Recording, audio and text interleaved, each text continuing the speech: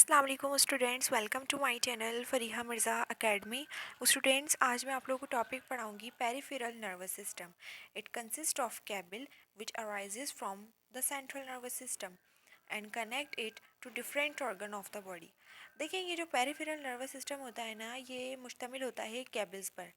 Peripheral nervous system मुश्तमिल होता है कैबिल्स पर, और ये पेरिफेरल नर्वस सिस्टम अराइज हो रहा होता है जो सेंट्रल नर्वस सिस्टम होता है, वहीं से ये पेरिफेरल नर्वस सिस्टम अराइज हो रहा होता है। और पेरिफेरल नर्वस सिस्टम जुड़ा होता है, कनेक्ट हो रहा होता है जो हमारी बॉडी के जो डिफरेंट ऑर्गन्स होते हैं उनसे जाकर जुड़ा होता है, कनेक्ट हो रहा होता है। अब देखें ये वाली डायग्राम देखें। CNS मतलब सेंट्रल नर्वस सिस्टम, इसके अंदर हमारा ब्रेन और स्पाइनल कॉर्ड इन्वॉल्व होता है। और ये जो सेकंड डायग्राम है PNS मतलब पेरिफेरल नर्वस सिस्टम, इसके अंदर जो केबल्स बोल रहे हैं ना, ये हमारी नर्व होती हैं। देखिए यहाँ से नर्व निकल रही हैं। तो ये जो पेरिफेरल नर्वस सिस्टम होता है ये मुश्तमिल होता है नर्व पर। Each cable is term as nerve. देखिए, जो हर एक कैबिल होती है उसको एक टर्म का नाम देती है, उस टर्म को कहते हैं nerve. Each nerve consist of bundle of ozone of both sensory and motor neurons. जो हर नर्व होती है वो मुश्तमिल होती है बंडल ऑफ ओजोन पर। बंडल ऑफ ओजोन पर मुश्तमिल होती है, और इस बंडल ऑफ ओजोन के अंदर ये सेंसरी और मोटर न्यूरॉन ये दोनों ही होगा, ये दोनों ही इसके अंदर मौजूद होगा। इसमें न्यूरॉन के जो ओजोन होते हैं वो पास हो रहे होते हैं। जी देखें, ये एक नर्व है, ये एक नर्व है। यहाँ से जो सेंसरी और जो मोटर न्यूरॉन्स होते हैं वो दोनों पास हो रहे होते हैं। ये जो नर्व है ये कलेक्शन है ओजोन का। ठीक है students. PNS consist of सोमैटो nervous system and autonomic nervous system. देखिए, ये जो पेरिफेरल नर्वस सिस्टम होता है PNS, ये मुश्तमिल होता है सोमैटो नर्वस सिस्टम पर और ऑटोनॉमिक नर्वस सिस्टम पर। अब देखिए यहाँ पर नीचे सोमैटो नर्वस सिस्टम और जो हमारा ऑटोनॉमिक नर्वस सिस्टम है, यहाँ पर इनके बारे में बताया है, लिखा है the सोमैटो nervous system is associated with skeleton muscles और ग्लैंड्स।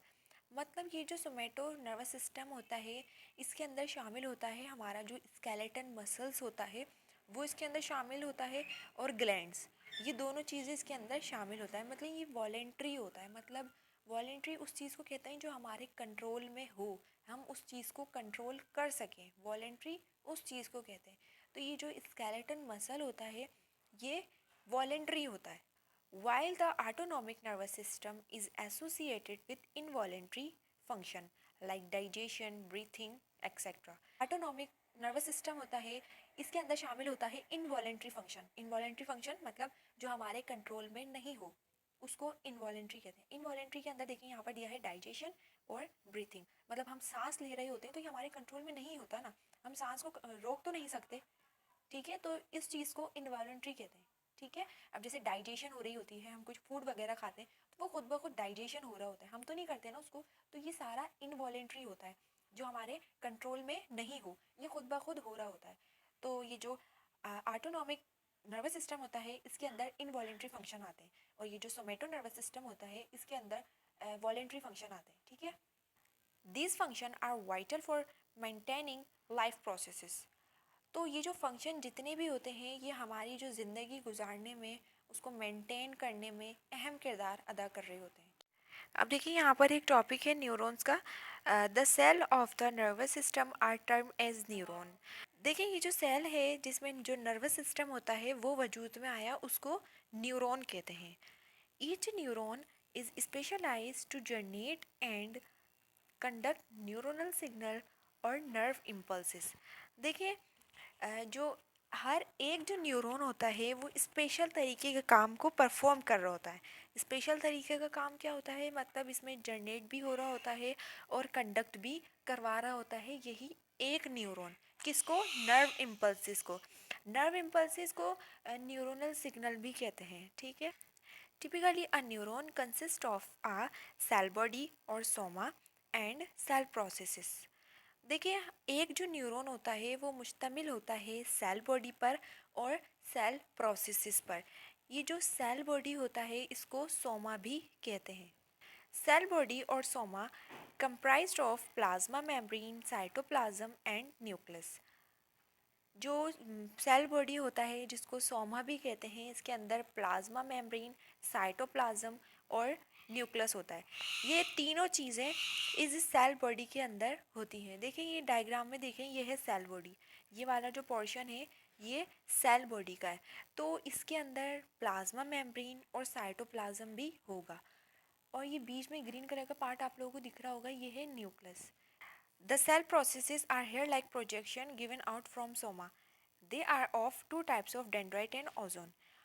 देखिए ये जो सेल प्रोसेसेस होता है ये हेयर लाइक प्रोजेक्शन होता है, बारीक बारीक धागे होते हैं जो सोमा से निकल रहे होते हैं, और ये जो होता है ये अपोजिट साइड पे होता है, बिल्कुल अपोजिट साइड पे होता है। एक को डेंड्राइट कहते हैं और एक को ओजोन कहते हैं। तो ये देखें यहाँ पर ये जो बारीक बारीक धागे निकल रहे हैं, ठीक है, ये होती है हेयर लाइक प्रोजेक्शन। ये हेयर लाइक प्रोजेक्शन होती है, बारीक बारीक धागे निकल रहे होते हैं, ये सोमा से निकल रहे होते हैं। सेल बॉडी सोमा को कहते हैं।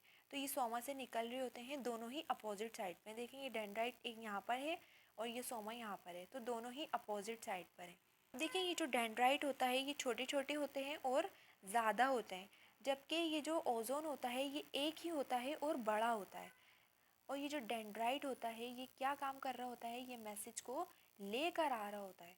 ये जो डेंड्राइट होता है ये क्या काम कर रहा होता है, ये मैसेज को लेकर आ रहा होता है सोमा के पास। जो सोमा सेल बॉडी होती है उसके पास मैसेज को लेकर आ रहा होता है, मतलब ये लेकर आ रहा होता है मैसेज को। और ये जो ओजोन होता है ये क्या काम कर रहा होता है, ये मैसेज को लेकर जा रहा होता है सोमा से दूर। सोमा से दूर मैसेज को लेकर जा रहा होता है, मतलब ये सोमा है, इससे दूर मैसेज को लेकर जाएगा। Dendrite receive stimulus while ozone transmit the command either to some other neurons of some effector cells। अब देखिए ये जो डेंड्राइट होता है ये क्या करेगा, स्टिमुलस को रिसीव करने के बाद सेल बॉडी के पास भेज देगा। जबकि ये जो ओजोन होता है ये क्या कर रहा होता है, ये सेल बॉडी से मैसेज को लेकर जा रहा होता है, एक न्यूरॉन से दूसरे न्यूरॉन को मैसेज ट्रांसफ़र कर रहा होता है। तो ये ओजोन का काम होता है। Like an electric cable, cell processes usually have insulated covering termed as myelin sheet to ensure the uninterrupted transmission of nerve impulses। अब देखिए स्टूडेंट्स, कुछ न्यूरॉन्स पे कवरिंग चढ़ी हुई होती है, कुछ न्यूरॉन्स पर कवरिंग होती है, वो जो कवरिंग होती है उसे माइलिन शीट कहते हैं। ये जो माइलिन शीट होता है ये क्या काम कर रहा होता है, ये जो मैसेज होता है, मैसेज जा रहा होता है ना, वो बिल्कुल इसके बीच में से जाए, बिल्कुल इसके अंदर से जाए। ये माइलिन शीट क्या प्रोवाइड कर रहा होता है, इंसुलेटेड भी प्रोवाइड कर रहा होता है। मीन्स जो इलेक्ट्रिक सिग्नल होता है ना वो बाहर की तरफ ना जाए, इसके बिल्कुल बीच में से जाए, ठीक है, इधर उधर मैसेज ना जाए, बिल्कुल इसके बीच में से जाए।